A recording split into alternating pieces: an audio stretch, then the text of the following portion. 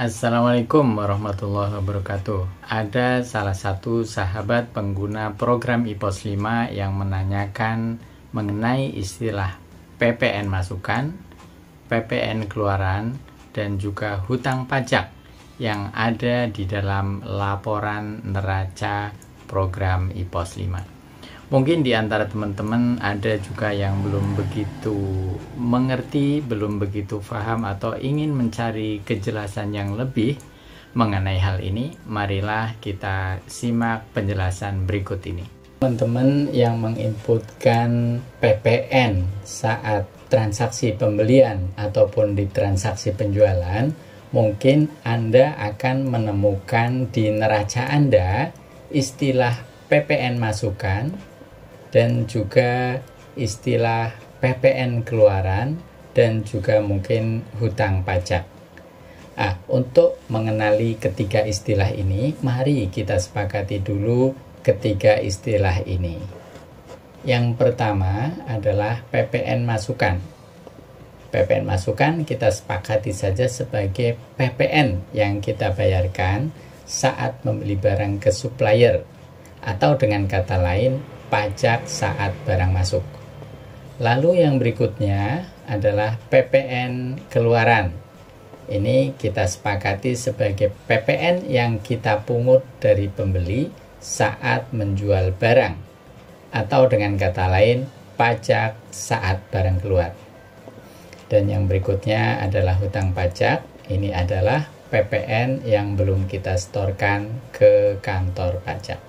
Pertama, kita akan telusuri dulu sebenarnya dari mana asal-usul PPN masukan, kemudian PPN keluaran, dan juga hutang pajak.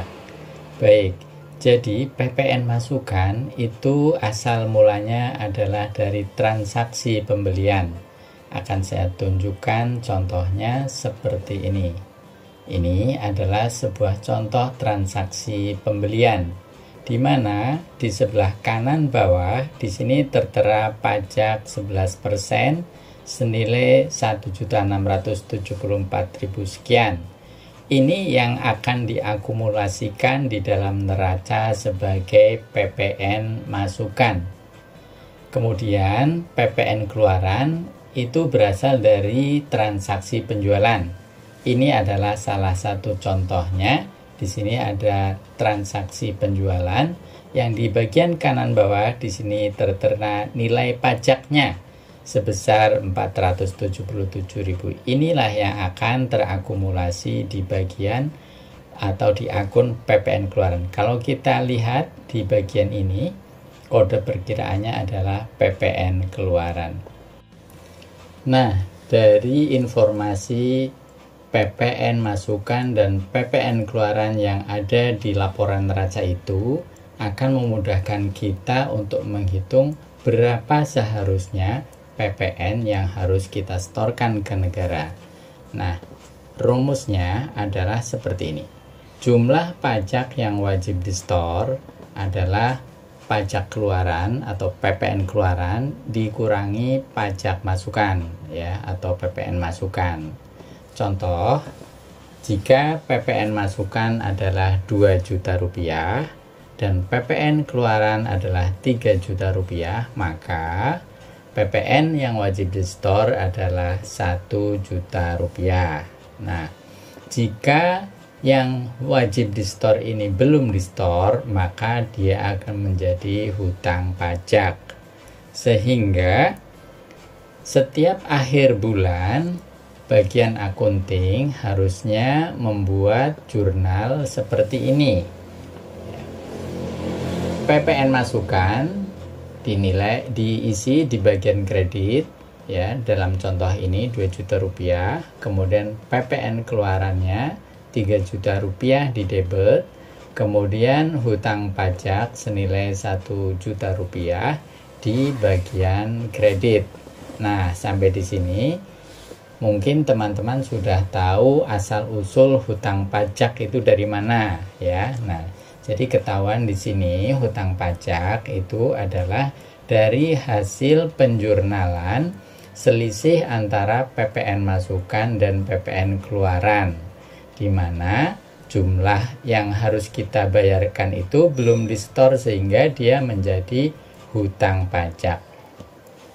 Nah, apa yang harus kita lakukan ketika kewajiban bayar pajak kita itu benar-benar sudah kita setorkan?